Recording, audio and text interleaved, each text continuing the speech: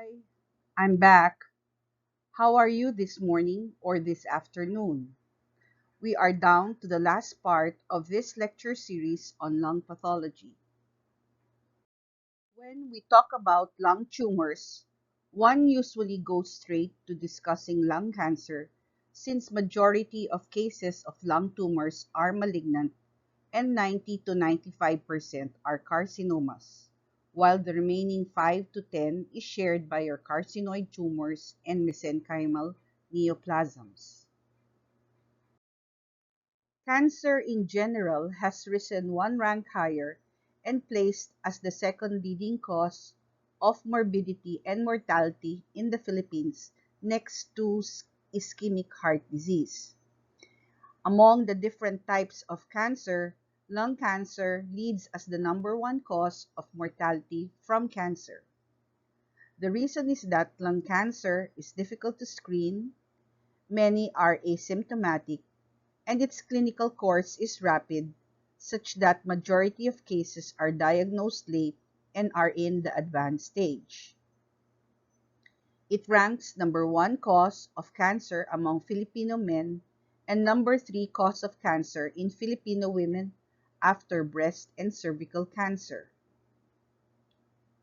Although statistics, particularly in the US, show incidence of lung cancer in males is decreasing, while in females the incidence is increasing, still the current male-female ratio is 1.5:1, or the incidence remains higher in men than in women. And as to age incidence, more than 90% of patients are over 40 years of age at the time of diagnosis. One of the most important points in this lecture is that cigarette smoking remains to be the number one risk factor for primary lung cancer. The other contributory factors are due to industrial exposure to asbestos, minerals such as arsenic and chromium, nickel, silica, and vinyl chloride. On the other hand, air pollution in studies have shown to add to the risk in those who smoke or are exposed to secondhand smoke. Acquired mutations, such as with other cancers, smoking-related carcinomas of the lung arise by a stepwise accumulation of oncogenic driver mutations that result in the neoplastic transformation of pulmonary epithelial cells. Pathogenesis: gain-of-function mutation such as your oncogenes and loss of function of your tumor suppressor genes. Oncogenes are genes that causes cancer, such that all of these, KRAS, MYC, BCL2, HER2, and EGFR, are involved in lung cancer, while tumor suppressor genes are the exact opposite. If the oncogene acts as the accelerator of your car, they accelerate the formation of cancer, while tumor suppressor genes are the brakes of this cancer. If you have these tumor suppressor genes, you are less likely to have cancer. However, if you inhibit your tumor suppressor genes, your brakes are not working, the accelerator is going now to overdrive, leading to cancer. So if you have problems such as mutation in p53, retinoblastoma 1, and p16, you have the increased risk of having lung cancer. What are the types of lung cancer? There are two main types of lung cancer: your non-small cell lung cancer and your small cell lung cancer. These two broad classifications are based on the histology of the cancer cell, which greatly affects approach and response to treatment. As you can see in the pie graph, The non-small cell group of lung cancer is the most common type of lung cancer, and under this category, you have your adenocarcinoma, squamous cell carcinoma, and your large cell carcinoma. Adenocarcinoma is the most common form of lung cancer, and it is most frequently found in women and non-smokers. Squamous cell carcinoma makes up 30% of all lung cancers and is linked to a history of smoking. Majority of cases of squamous cell carcinoma start in the central portion of the lung. Large cell carcinomas tend to grow quickly and are usually undetected until they have metastasized. The rarest of lung cancers is your large cell carcinomas. Only appears roughly in 1 in every 10 cases. Small cell lung cancer is much less common form of lung cancer and in particular the most aggressive among all lung cancers. The following are precursor lesions giving rise to lung cancer: atypical squamous metaplasia and dysplasia in the bronchial epithelium transforms into carcinoma in situ. This phase may last for several years and later lead to the development of squamous cell carcinoma. Atypical adenomatous hyperplasia are characterized by dysplastic pneumocytes lining the alveolar walls that are mildly fibrotic and are precursor lesions of adenocarcinoma.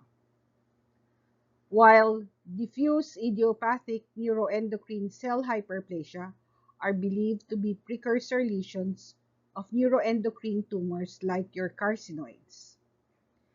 In small cell carcinoma, there is no known precursor or pre-invasive phase identified for this neoplasm. Majority of squamous cell carcinoma occurs in males and arise along the airway of your bronchi and hence presents as a hilar or perihilar mass on chest X-ray. The mass can grow exophytic as an intraluminal mass and cause obstruction or endophytic growth inward and infiltrating the peribronchial tissues.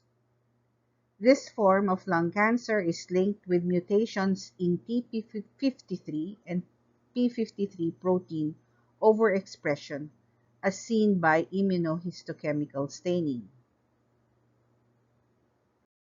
Adenocarcinoma, on the other hand, is an invasive malignant epithelial tumor with glandular differentiation or mucin production by the tumor cells.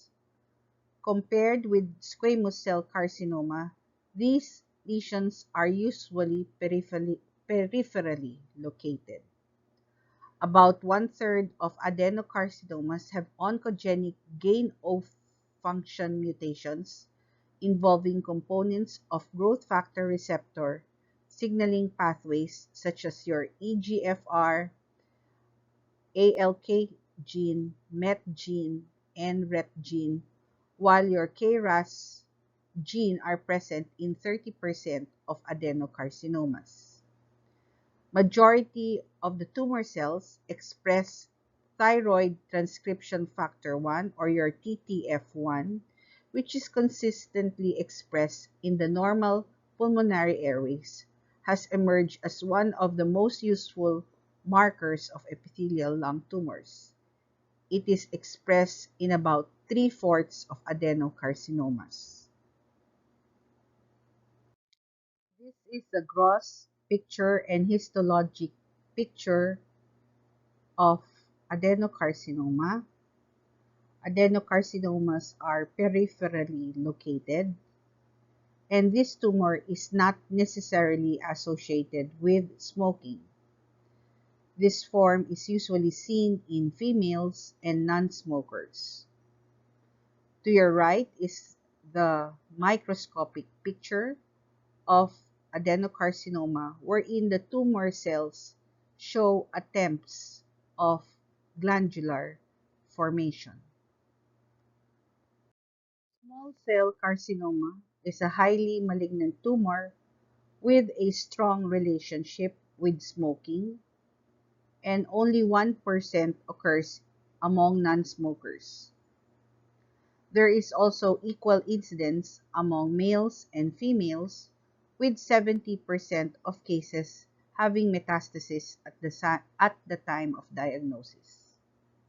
There is no pre-invasive phase, and this form of lung cancer is most commonly associated with ectopic hormone production that gives rise to your paraneoplastic syndrome.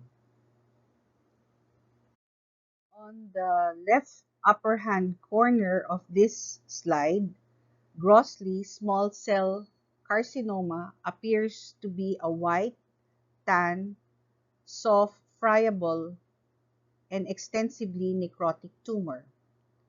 When centered in a large bronchus, it may involve in a circumferential fashion and or spread widely beneath the normal mucosa. The bronchus may be totally occluded in the late stages. Histologically, small cell carcinoma comprise of relatively small cells with scant to almost indiscernible cytoplasm.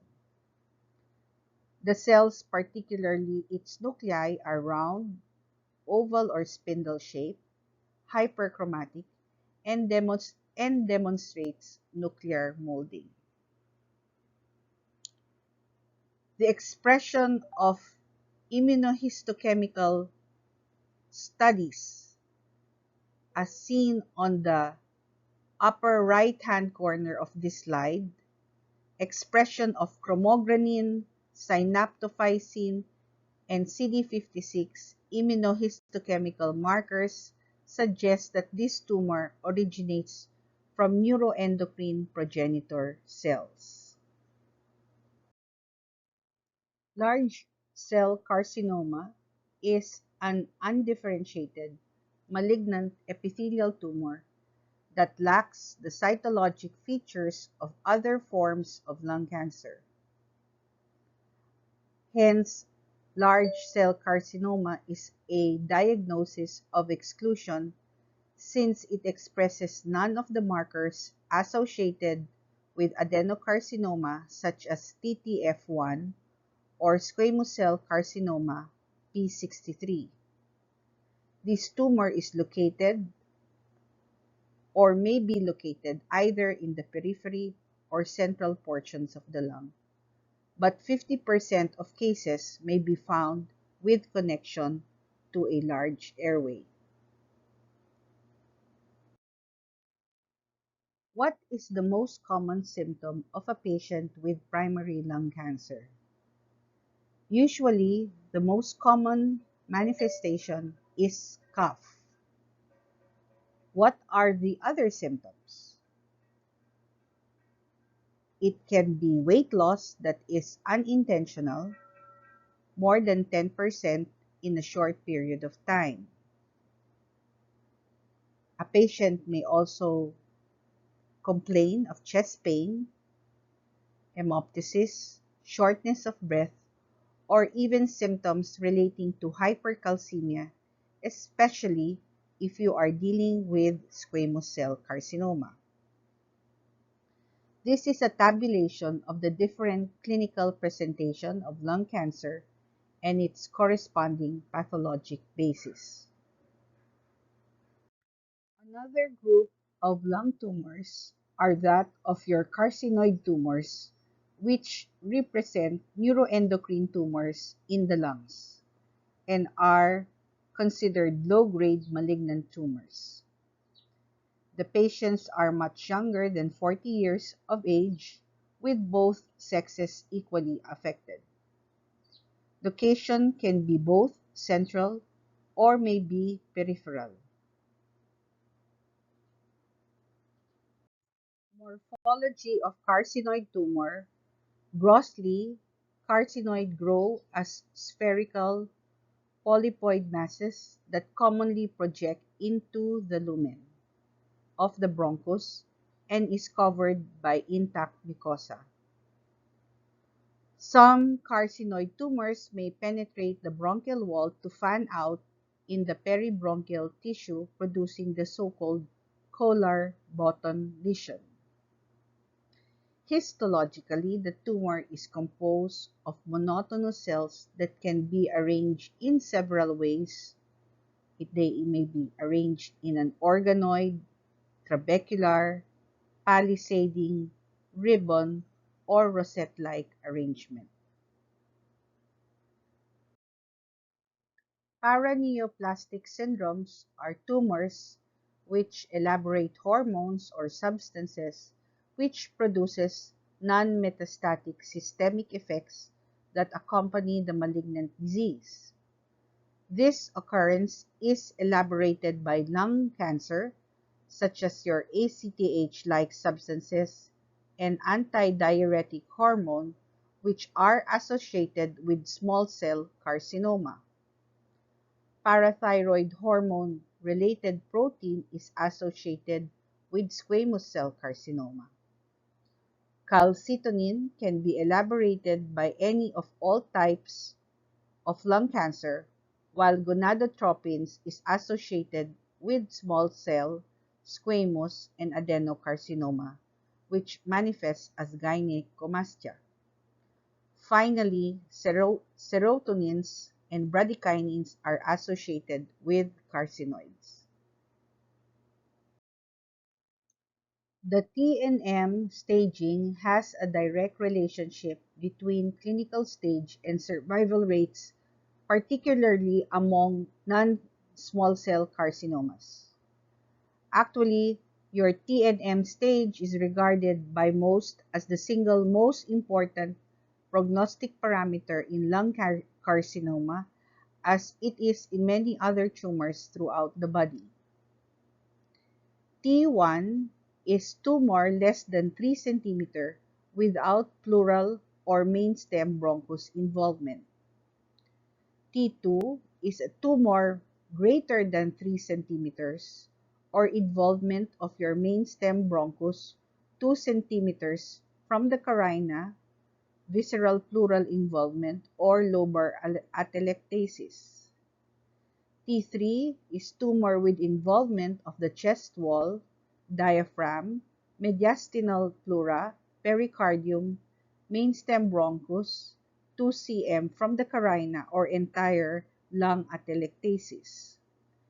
And T4 is tumor with invasion of the mediastinum, heart, great vessels, trachea, esophagus, vertebral body, or carina.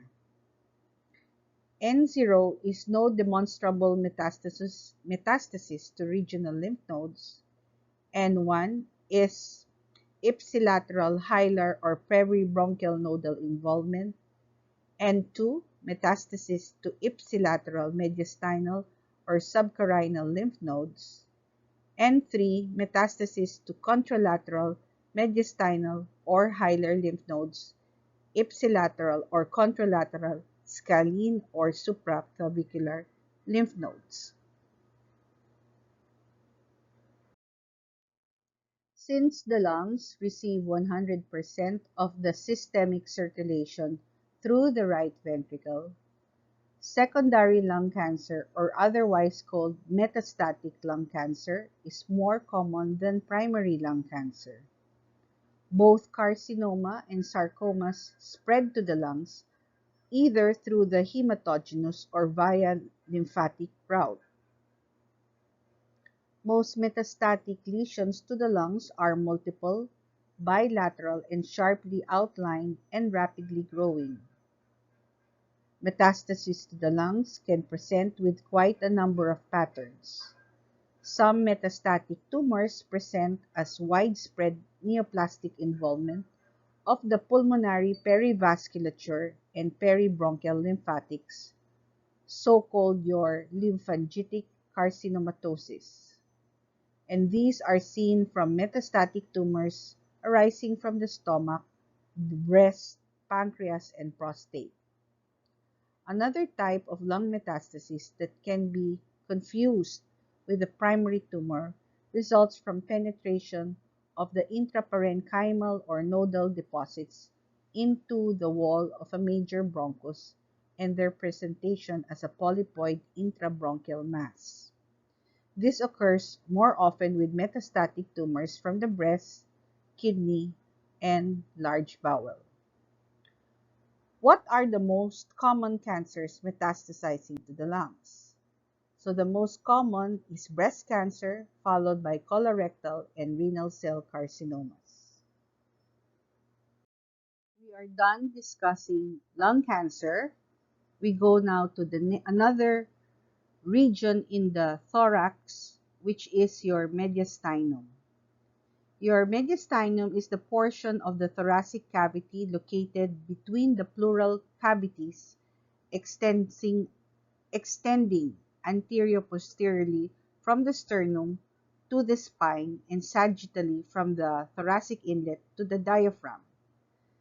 The mediastinum can be divided into your superior, anterior, middle, and posterior compartments, and has been proven useful since most cysts and neoplasms have a predilection for one compartment over the others.